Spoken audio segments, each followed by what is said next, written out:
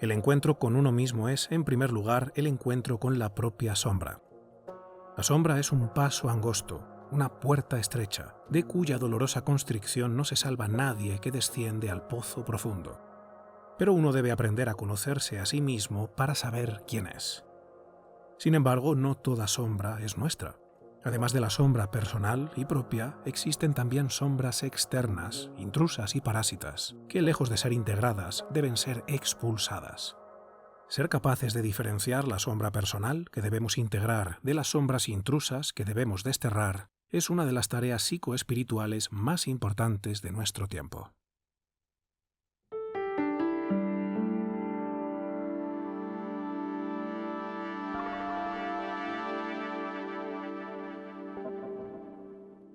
Desde nuestra infancia más temprana, mucho antes de que nuestra personalidad se forme por completo, nuestra psique aprende a reprimir todo aquello que no encaja o armoniza con lo que nuestra familia, sociedad y cultura esperan de nosotros.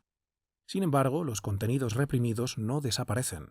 Todas esas cualidades negativas, tendencias narcisistas e inclinaciones perversas se acumulan en el almacén del inconsciente y forman nuestra sombra personal. La sombra se articula como un doble psíquico o mellizo, un espejo opuesto a nuestra parte consciente. Todo el mundo lleva una sombra, una región oscura de la personalidad que el ego no quiere reconocer. Cuanto menos se integra en la vida consciente del individuo, más negra y densa se vuelve. Forma un obstáculo inconsciente, frustrando nuestras buenas intenciones, hasta que tarde o temprano se produce una ruptura en el sistema psíquico. La única forma de dejar de ser individuos fragmentados e incompletos y convertirnos en quien realmente somos, dice Jung, es integrar adecuadamente nuestra sombra en la estructura de la personalidad. ¿Qué es la integración de la sombra? El proceso de ver, aceptar y reconciliar los aspectos reprimidos de nuestra personalidad. Cuando reconocemos que debajo de la máscara se esconden impulsos egoístas, destructivos e inmorales que habíamos reprimido y les damos su espacio correcto en el mapa del ser, liberamos un inmenso potencial creativo y vital. La sombra deja de chupar nuestra energía en el acto de la represión interna o de la proyección hacia otros, y esa fuerza se vuelve disponible para impulsar nuestra individuación, término con el que Jung se refería al proceso de convertirnos en quien realmente somos. Un ejemplo. Supongamos que has sido capaz de reconocer ciertas tendencias egoístas que antes negabas y quieres integrar apropiadamente esa parte de ti. ¿Significa eso que a partir de ahora tienes carta libre para actuar egoístamente?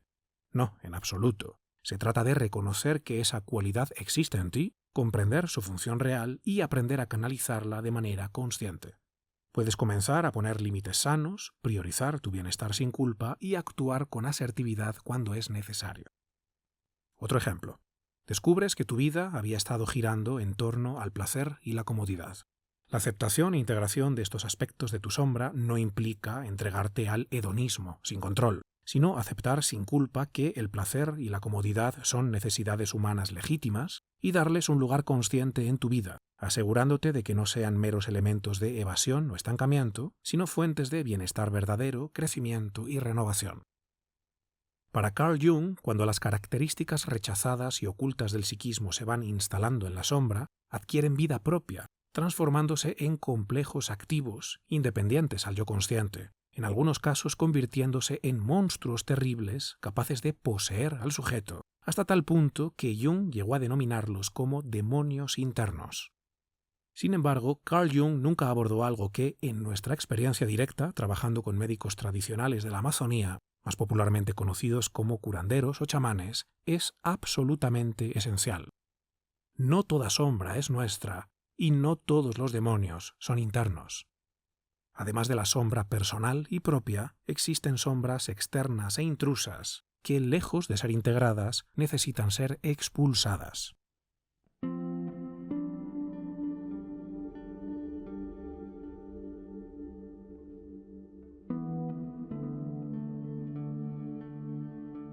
La cosmovisión tradicional indoamericana sostiene que, más allá del plano material, existe un mundo invisible habitado por criaturas que no poseen un cuerpo físico, pero sí un cuerpo sutil o energético.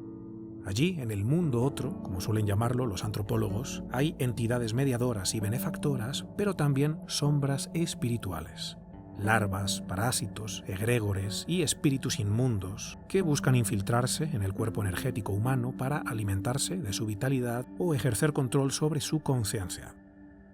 Esas sombras utilizan un mecanismo sutil y eficaz para infiltrarse en la humanidad: la hibridación psicoespiritual. El cuerpo energético de los seres humanos contiene toda la información almacenada en nuestra mente consciente e inconsciente. Las sombras espirituales tienen la capacidad de leer esta información energética y después imitar aspectos de nuestra propia sombra personal. Pueden hacerse pasar por partes legítimas de nosotros mismos, logrando así que bajemos la guardia y abramos la puerta.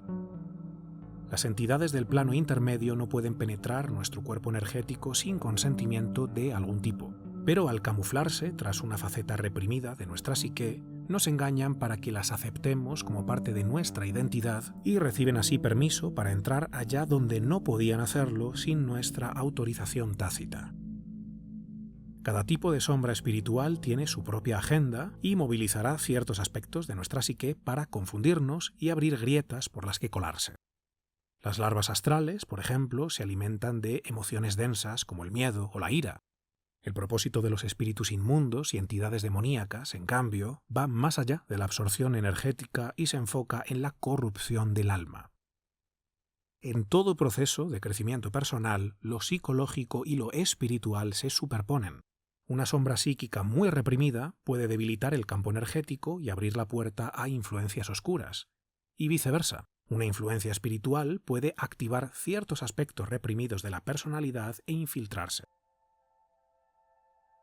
Hoy podríamos hablar de crisis híbridas, en donde convergen conflictos no resueltos de índole psicológica con crisis de orden energético-espiritual.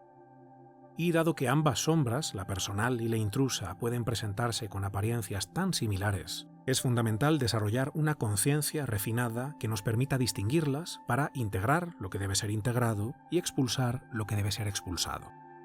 Porque cuando integramos la sombra personal, sanamos nuestras heridas del alma, crecemos y alcanzamos poco a poco la individuación.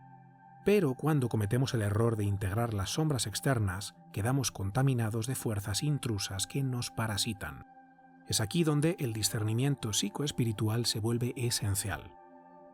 El discernimiento psicoespiritual se refiere a la capacidad de diferenciar entre lo que realmente forma parte de nosotros y lo que es una intrusión ajena, y posee dos aspectos básicos. Por un lado, el autoconocimiento profundo que nos permita tomar conciencia de aquellos aspectos de nuestra personalidad que hemos reprimido y cómo se han vuelto parte de nuestra sombra personal. Reconocer estos puntos ciegos será la labor de muchas prácticas contemplativas milenarias y de la terapéutica psicoanalítica contemporánea. Y por otro lado, el conocimiento profundo del plano intermedio. Debemos conocer con precisión qué es el mundo invisible, qué tipo de seres lo habitan, cómo interactúan con nosotros y cómo podemos cuidarnos, limpiarnos y protegernos adecuadamente de las sombras parásitas que constantemente buscan disfrazarse de lo que no son para romper nuestras defensas naturales. Las verdades objetivas eternas dialogando con las verdades subjetivas temporales. En nuestras formaciones online, Andrés Yáñez y yo nos adentramos en profundidad en todos estos aspectos psicoespirituales y compartimos los métodos y técnicas que usamos diariamente en nuestro trabajo de campo. Si quieres conocer más acerca de nuestros próximos cursos, te hemos dejado un enlace en la descripción de este vídeo con toda la información para que puedas echarle un vistazo. Y en caso de que no puedas asistir a ninguno de nuestros cursos y trabajar con nosotros, queremos que te quedes con la siguiente idea. La integración de la sombra personal es un paso fundamental para el desarrollo humano, pero debe realizarse con claridad y cautela. No seamos ingenuos, no todo lo reprimido debe ser acogido sin cuestionamiento. Algunas cosas deben ser exorcizadas, no integradas. La sombra personal, cuando es reconocida e integrada, nos devuelve fragmentos de nuestra propia energía atrapada en el inconsciente, fortaleciéndonos y llevándonos a una mayor autenticidad. Nos permite recuperar aquellas fuerzas dormidas que pueden convertirse en sabiduría, creatividad y poder interior. Pero las sombras espirituales operan de manera distinta. No buscan nuestra integración, sino nuestra sumisión. La clave está en reconocer con lucidez qué es parte de nosotros y qué es un engaño diseñado para debilitarnos. Porque no todo lo que nos susurra desde la oscuridad es realmente nuestro, y no todo lo que reluce es oro. Hasta Satanás mismo se disfraza de ángel de luz. Y si no aprendemos a reconocer la diferencia, corremos el riesgo de abrir la puerta a aquello que jamás debimos dejar entrar.